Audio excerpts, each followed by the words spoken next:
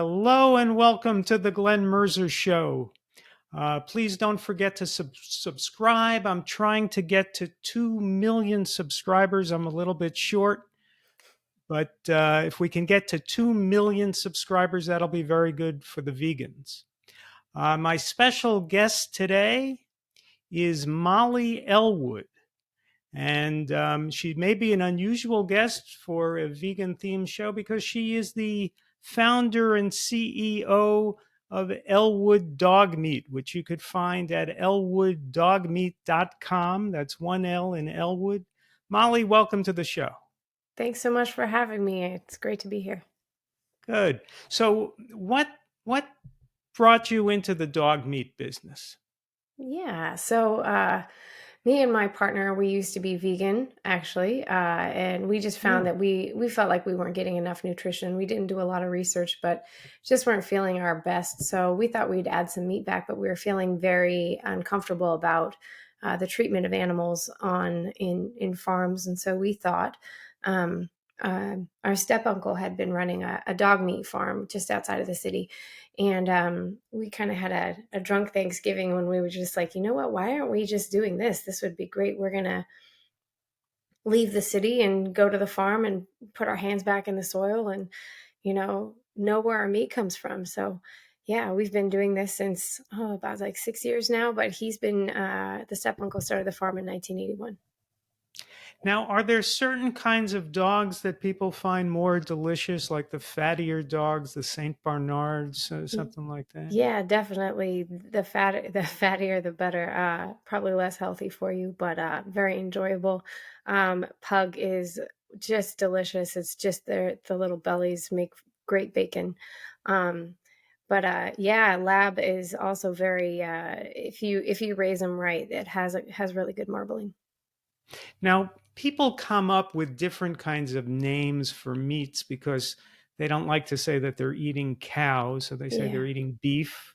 yeah. They don't like to say they're eating pigs, so they say they're eating pork. hmm With dogs, is it dork or is there another word like Deef. that? No, we actually just name we use the breed and corgi No. legs or lab steaks. We just found it was kind of complicated, especially as all the vegan brands joined the space. We didn't want people to think they're eating plants or something gross by calling it deef. So Uh huh. yeah. Okay. And what kinds of reactions do you get to people learning that you're in the dog meat business?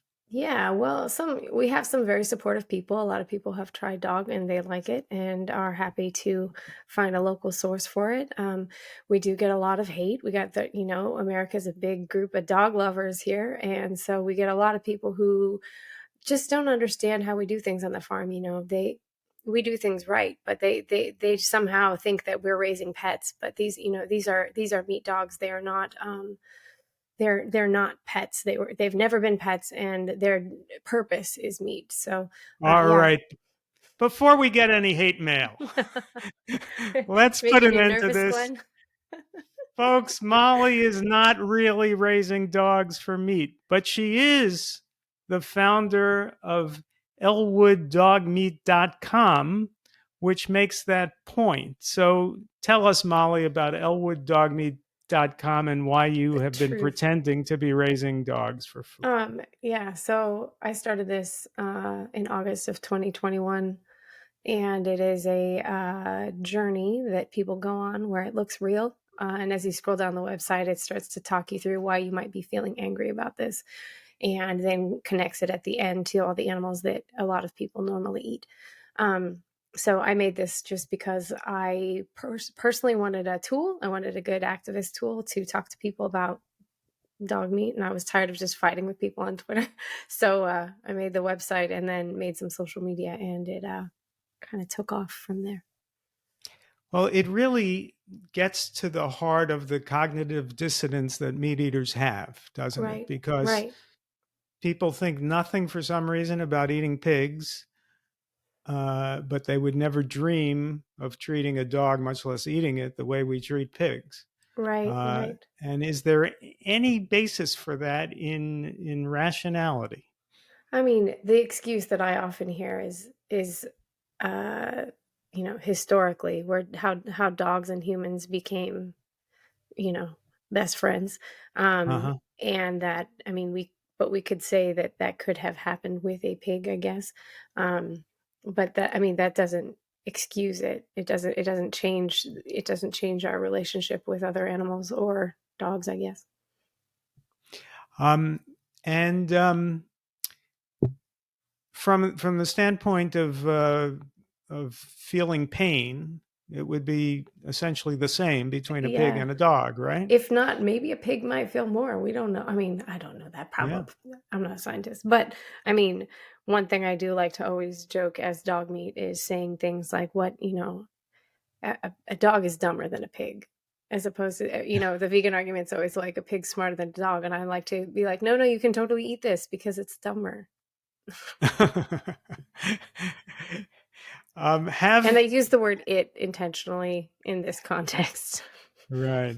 Have you encountered people who have believed that you're really in the dog meat business Oh, and gotten angry at you? Yes, very much so, very much so. I get a lot of death threats. I get a lot of emails. I get a lot of I have a voicemail set up which just it was just an impulse. I was like, you can just set up a voicemail, and I put a phone number on my website, and I regularly get horrified messages from people. And I've had a couple in real life that have happened. I have this big magnet on the side of my truck that makes my truck look like a work truck that has Uh-huh. dog meat on it. And I was driving through a parking lot once, and a woman I was driving slowly looking for a parking spot, and a woman slapped the side of my truck and was like, "Are you eating dogs?" And I was like, "Visit the website," and drove off. And then I had a man at Vegandale who was very inebriated, and he could not be reasoned with, and he aggressively cleared my table of all my stickers and brochures, and he had to be talked down, and he cried when he figured out what he'd done. He was like, "Oh my god, this is humiliating for him, but great for the animals." Now, some of those people who get angry at the thought that you're in the dog meat business may themselves be meat eaters, right? Yes, yes. I mean, there are obviously vegans. There are vegans that get caught in it, and I feel bad. They're like my bycatch. Uh, sorry, vegans. But yeah, a lot of meat eaters, and I get a lot of messages from people who have changed because of it. They just say, I was holding my cat and crying and thinking this was real, and realized what is the difference. I had somebody just message me last month. He said he's been vegan since last year, due in part to the posts I've been putting up. So I Great. was very excited about that. Have you come across other people who've said, "Hey, you made me think and I'm not eating Yes, meat anymore"? yes, yes, very much so. I actually keep a thread on Twitter that tracks these people, these messages, and some of them are just like, "I've given up meat," or one woman was like, "I'm pregnant and I have 3 children and my husband, and so you've just made, I'm bad at math, however many people that is, that you just made this many people vegan." And then there are people who are like, "This just, this made me think, and this might be the first step towards veganism for them," you know, planting the Hmm. seed. How long have you been vegan yourself? Oh gosh, 6 or 7 years now. Yeah, wish it'd been longer. What turned you vegan? Did you see somebody in the dog meat business or No. uh, Um, Actually, it's funny is before being vegan, I ate everything. I lived abroad in China and just ate everything that I could find. And we played roulette Let on the me menu. interrupt there. You Yeah. lived abroad in China. Yes. And in China, are there places where dog is served? Yes, there are. I may have tried it. And there was this Oh big my. connection to go, wow, there's it tastes the same. There's no taboo. Like, you think you'd try it and go, "Oh my god, I'm, magically transported to hell," or whatever it is that you feel. And Hmm. it was it that was a very poignant moment for me to go, "Wow, there's no difference between this and anything else I have eaten before." Um, and I generally don't talk about that, but at the same time, so a little bit later, after coming back and feeling like, well, I've done my duty as a carnivore. I've eaten all the animals. I uh, I decided to be vegetarian at home because I was like, might as well try it, and it turned out to be very easy. Uh-huh. And then going vegan was, I saw a video from, I think, the Humane League, of chicks being sorted into a garbage can, and Hmm. I couldn't believe what I was seeing, and so I spent a lot of time googling and had a dark night of the soul, figuring out, learning as a 35-year-old woman that cows had to be pregnant to give milk, and and I went vegan from that day on, and again, I thought it would be really hard. I thought I'd just try it for a month and it wouldn't stick, and sadly, it stuck. At the time, that was what I thought. I was like, "Oh God, am I vegan now?" Oh, so yeah, I run a But dog meat farm. but now that you've been vegan for how long? Almost 7 years, I think. 7 years.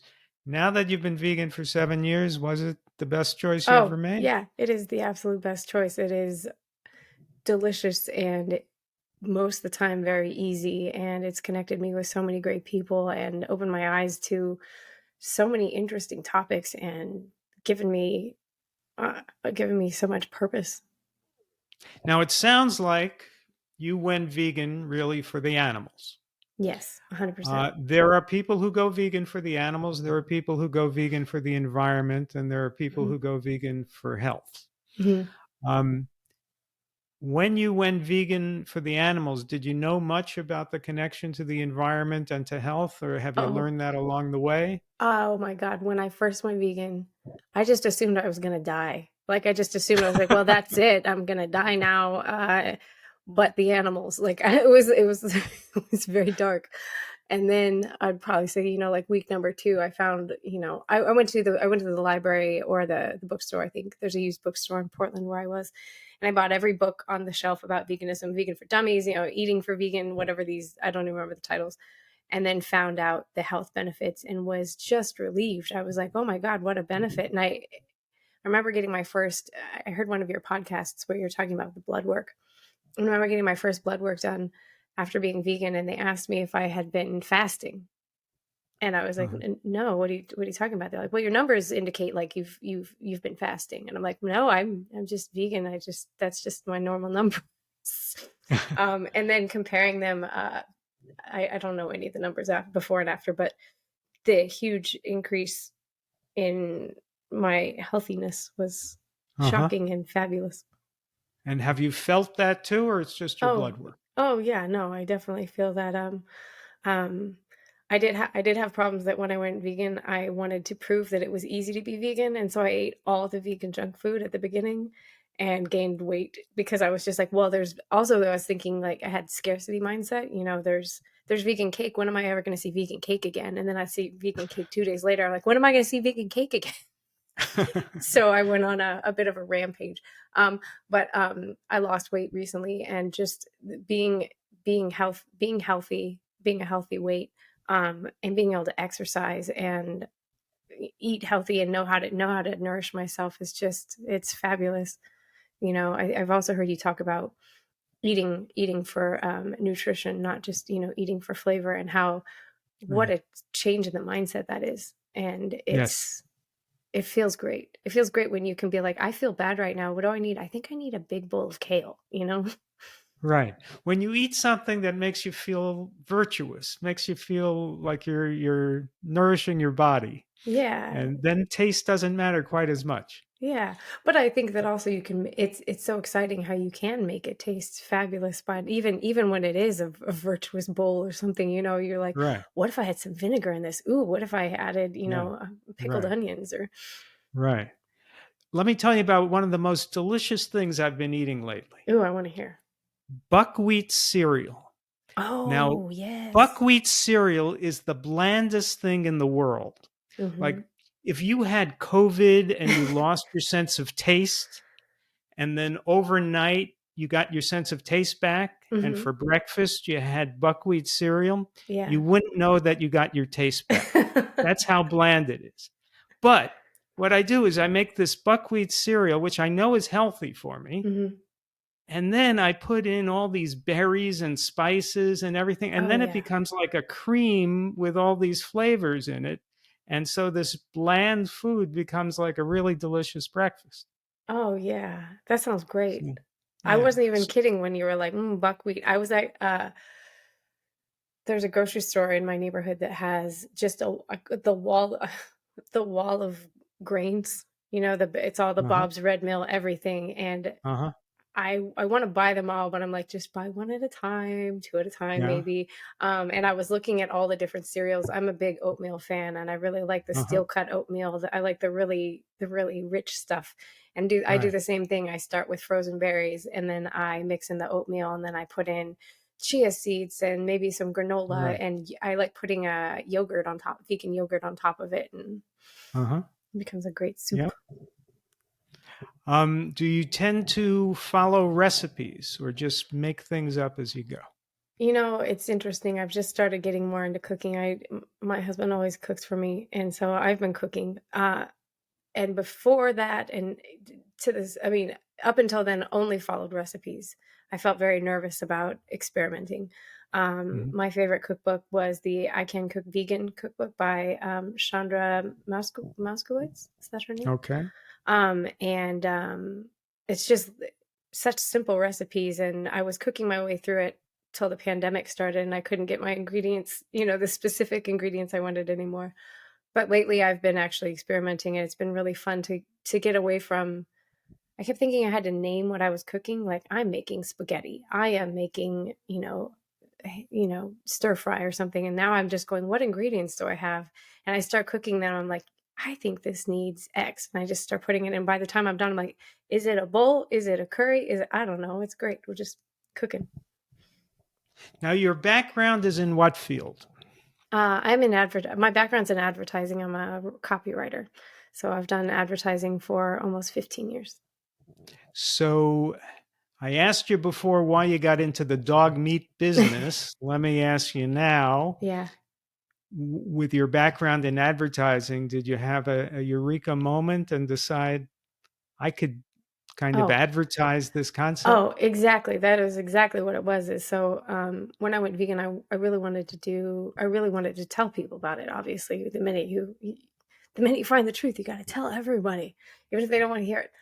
Which is kind of like advertising. You got to sell people on stuff that they don't want to buy. But no, I've been trying to write about it, and then when the dog meat thing came up, it was like, this is all my advertising skills. I make signs, I make websites, I make T-shirts, I make all of these things, and it was so fun to just be able to use my 15 years of background in order to create new things.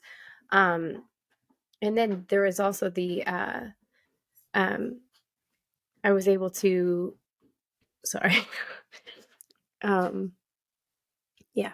So yeah, it was really great being able to use all my writing skills, and especially it's exciting because the internet allows you to make things. You've got you can just make T-shirts, you can make stickers, you can print on demand, you can, and I think that that's very empowering for vegans to use the tools that are available. And do you have any statistics on the kind of numbers of hits you've gotten and Oh my views you've gosh. gotten? Oh my gosh, I do. If you can hold on one second, I'll tell you those because they're pretty exciting. Yeah, let's Um, get the exact Oh my numbers. god, I want to say the exact numbers. So, it started August 2021, and as of April, ElwoodDogmeat.com has 2.99 million unique views. The Wow. face, yeah, it's massive, and just thinking that I was just, you know, one person trying to reach people, and that just touches me. The Facebook page has 74,000 followers. And I have one crazy viral post that has reached 17.8 million people. Wow. What did that post say? Oh my god, it's funny because it's the same. The one of the posts that goes viral every time is that, like, it's the same content that I've done like 3 or 4 times, and it goes viral, and it is said goodbye to 782 this day. She was a very good dog, and now she will serve her purpose. And it always shows a woman with a dog, and I think there's a lot of misogyny in that. They really like to hate the ladies, and so I always choose a woman because it goes viral. Or maybe I'm not following that. What is? people want to hate the woman who's in the picture. It's a woman with a dog, and it says she's Oh, harvested this dog Oh, And so if everybody, it was a man with a dog, it I've wouldn't get as tried it much and it hate? doesn't work. It doesn't work. That's fascinating. Isn't that crazy? I want to. People want to hate women in the dog meat business more than men in the dog meat business. Maybe it's more believable, or maybe the algorithm chooses for women, maybe, I don't know. I haven't Oh, figured that out. I want to sell this information to is it? somebody who who needs it, I don't beyond think the. the sex of the dog matters, does it? No, it does not. No, they don't No. care. They don't care what happens Yeah. to her. Okay. Uh, but yeah, so those are the ones that go viral, which is, and it is, it's funny when So it it's a picture happens. of a woman taking her dog It's a woman, to. like it was a woman. This one is a woman in a pink dress drinking wine, and she's like looking lovingly at a dog. And then right next to her is some packages of steaks. And so it's the two of these juxtaposed to get side by side next to each other. Um, I also think the composition is really nice because she's in a pink dress and the meat looks pink. Um, and then you've got Did that. you take the photographs? No, it's all iStock. I just I Oh, go I through see. iStock and find what kind of looks realistic. Okay. Yeah. So then you put that out on Facebook with Mhm. what words? Well, so the words come from family farms. I'd say, three-quarters to, the majority of my content comes directly from farmers. I'm always on Instagram on the, family farm hashtag or something like that, trying to find, because I want to use the exact same language. I want to make sure that I'm not embellishing anything. I want it to be realistic too. So, but what's funny is when you add the word dog, somebody's like, "Did somebody actually say that?" I'm like, "Yes, somebody actually did say we harvested 482 today. She served her purpose, and now we will enjoy, a beautiful dinner. Thank you." Right. And Right. it's shocking So when you change that. Just so it's a the name. language of humane meat that you Yes, use. yes, 100%. Humane meat. So ethical. Well, and I think that's what I really want to focus on, is that no matter what you do, we wouldn't be okay with it. There's no, it kind of comes down to the main vegan argument of there's no humane way to slaughter anything that doesn't want to die. And so even if it was your pet dog, even if I had a dog right here that had been treated well their entire life, slept on a nice bed and I hugged it, me killing him right now painlessly would anger people. But I if it was think a so. cow, they would Yes. be That like, could be the end "Oh, of my show. Don't do yeah, that. yeah, no, I don't have a dog. So, and I know you would never do No, never." that. I'm just wondering how many people in the first 2 minutes of our interview got You outraged. may get some. I'll give you my auto replies. It's Okay. go to the website and go all the way to the bottom. But you have mostly a vegan audience, so you just tell them the truth. You're like, "No, vegan activist." It's yeah. So Right. And the website again, listeners, is Elwood, ELWOOD, dogmeat.com, right? yes, yes, and we're on Facebook as at Elwood Dog Meat, and Twitter at Elwood Dog Meat, and on Instagram we've been taken down multiple times for breaking community rules of showing violence, despite the fact that there's no violence. It's just meat and dogs. Wow. So our On which social media? On On Instagram. Inst- So our Instagram account is Elwood's Organic Dog, because I've lost Elwood Dog Meat. Yeah, no, they will take it down, and it's great. I always love sharing whenever any of my content gets taken down. I have such a great time screenshotting that and sharing it on the other platforms and saying Facebook hates family farms. And then when they put it back, I'm like, Facebook loves dog meat. Like, either way, they're losing. It's great. And when you deal with Facebook and Amazon It's all robots. and There's no one it's living all there. bots. You Oh, can't it's complain to a person. no. It's all bots. I got I just posted a voicemail, a compilation of voicemails, and one comment was, "What did that first person say? I'm having trouble understanding them," because the person was so upset. They were just like, there was a whole bunch of expletives that were all bleeped out. And when I typed out what the person said and put it as a comment, even though I put it in quotes, it got removed for harassment. And you can't tell Yeah. anybody. You can't be like, "No, no, no, You I'm can't just tell. saying what they said." I'm not bullying anyone. I've been bullied. I'm sure. Yeah, there are no people there. No, there's no I people. don't even know if Jeff Bezos is real. No, no. It's just bots in all these social media companies Yeah. and Amazon. Um, so, how about family and friends? Have family and friends reacted to what you've done, and Oh you get gosh. support, Oh or gosh. Yes. I have some family members who really liked it and got very excited. My mother-in-law put an Elwood bumper sticker on her fiddle case, which she now takes to all. She went mostly vegan after we went vegan. Yeah, so she put the Elwood dog meat bumper sticker on her fiddle case and takes it out to where she plays like community band stuff. And there I imagine the question she gets.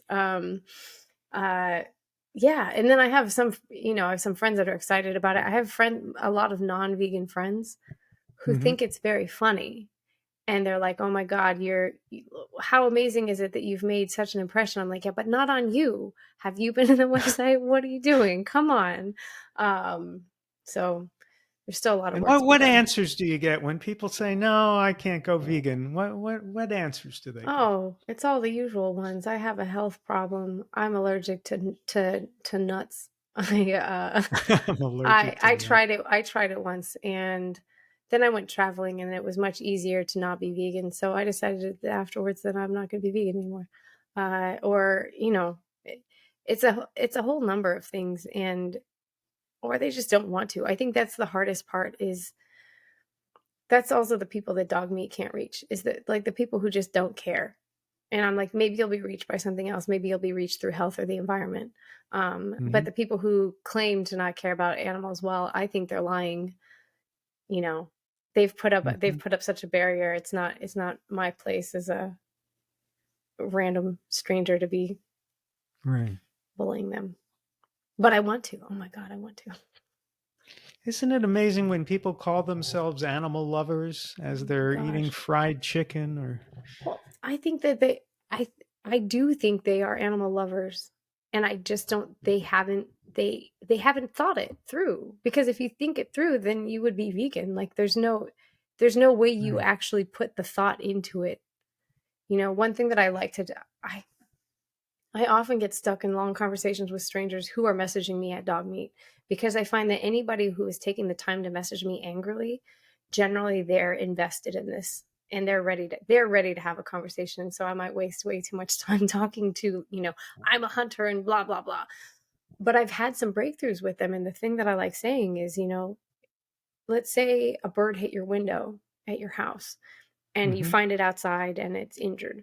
You pick it up, and you can feel its warmth, you can feel its little heartbeat, you're going to feel connection to it, and you might try and save it. You might put it in a box overnight, you might put a heat lamp on it, you may not know what you're going to do, but you're going to try and save that bird. If you had the opportunity, you would not eat that bird right then. You would not twist its neck and eat it. You might say, I would eat a sparrow, but I'm not going to eat this sparrow. Right. That's this connection. Is Every animal is that animal. Every animal could be the animal that, if you put your hand on it, if you felt its warmth, if you felt their heartbeat, you'd be like, I can't eat this one. So Right. um try and get that conversation going. It's hard to get there. I don't know if you ever saw Anthony Bourdain's Oh, the bird travel one. tell. Is it What's that? about is it about him eating that little Well, baby bird? he would twist the neck of a Yeah. chicken on screen, and Hmm. his point, I think, he celebrated meat eating and he hated Yeah, us, the vegans. of course, of course. He called us terrorists. Yes, he Um, did. but his point was you shouldn't get your meat in cellophane in the grocery store. You Hmm. should kill it yourself, which first Hmm. of all isn't terribly practical. No. You got hundreds of millions of meat eaters. It's a little hard to Hmm. picture them Yeah. just in the United States going around killing animals. Um, For the amount but for in beyond the that, amount of meat people are eating, you'd just be like, right, but beyond that, the idea that somehow if you kill it yourself, then it's part of the circle of life, and then it's holy mm, and blessed. doesn't quite fly. No, again, Um, you do that to the dog, and people get very up in arms about it. yes, yes, they do. Yes, uh, they do. Um, and another health aspect that doesn't get talked about much is meat causes inflammation mm-hmm, when you eat meat, and that's because it isn't a natural human food. So just mm-hmm, like if you ate roadkill, be mm-hmm, filthy and dirty, you'd eat it, you'd get inflammation in your body. mm-hmm, Well, when you get, chicken under cellophane in the grocery store, it's just as filthy. mm-hmm. So Oh yeah, it isn't human food and it causes inflammation. yeah. Um, when you have inflammation, it goes all over the body, it doesn't stop. So it goes to the brain. Mm. And it is a leading cause of depression, which Oh obviously yeah. Anthony Bourdain suffered from. Mm-hmm, mm-hmm. So, you know, uh, who knows why he took his own life, and it's a shame that he did, but perhaps a good Mm. strategy for him to have tried would have been to go vegan. Well, I just think that there's so many mental health benefits.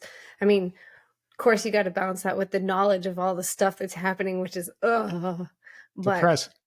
that's depressing. But I think the mental health benefits of eating this way are immeasurable. I mean, eating the rainbow feels very good. It feels very Yeah. nourishing. You feel so much lighter after eating. I don't have guilt after eating, even if it's something extravagant. When I'm done, there's no self-loathing when I'm done. I'm like, oh, I ate way too much vegan fettuccine Alfredo. That's fine. Even when you were eating all that vegan cake, you were fine, Oh my right? God, it was great. I loved it. I loved every moment. I mean, it was hard to run, but it was great. How long do you think you'll keep elwooddogmeat.com going? Oh my God. I think as long as it keeps growing right now, Mhm.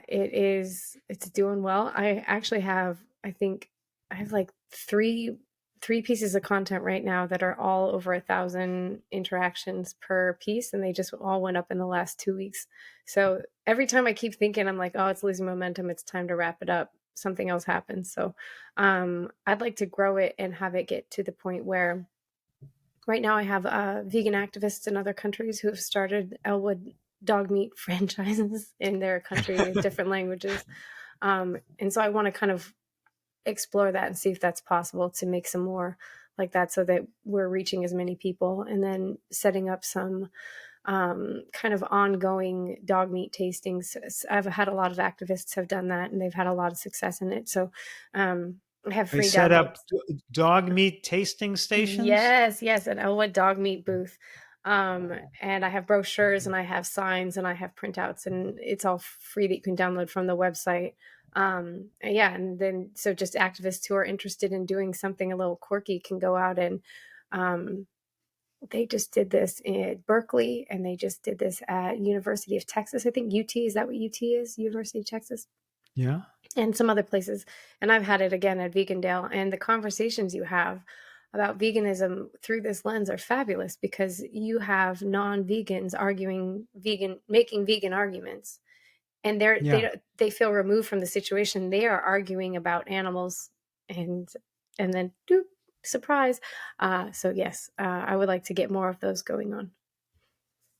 Okay. Any other plans you want to tell us about? Uh, yeah, so Vegandale in Chicago on June 10th. And then all the other Vegandales. What was that in Oh, Chicago? Vegan what? Vegandale is a music food Vegan. festival. And Okay. it's massive. It's, I think I- 20,000 people. Is there going to be an Elwood dog booth Yes, there will there? be an Elwood dog booth. There might be some art too for you to pose in. I'll be there selling t-shirts, but mostly doing outreach because I think it's only a quarter of the attendees are vegan. And so I have a lot of Mhm. people who I have a big booth that says free samples on it, and people read it and go, "Oh, this must be dog food." And they come up with their dogs and they're like, Oh, "He yeah. would like a sample." I'm like, "That'd be cannibalism." So, um and then we have the conversation about veganism. So, uh, yeah, that's coming up, and I will be at Vegandale is in multiple cities over the next year. So in September it'll be New York, and then there'll be Toronto and Miami and Los Angeles, and so there'll be a booth in each of those places. So that's So, really exciting. So being a vegan activist has turned into something like a full-time It career is a for you, huh? full-time job. I actually started doing Elwood's full-time in January. I'd been doing it alongside my other work before. I used to work at Impossible Foods, and Uh-huh. yeah, I got the opportunity to do this full-time, so it's it's weird. It's very weird. Well, congratulations. Thank you. Thank you so much for being our guest today. Thank you. And we look forward to seeing you soon. Thanks so much. It was great being here. Thanks, Glenn. Thank you. Everyone, remember to subscribe and take care.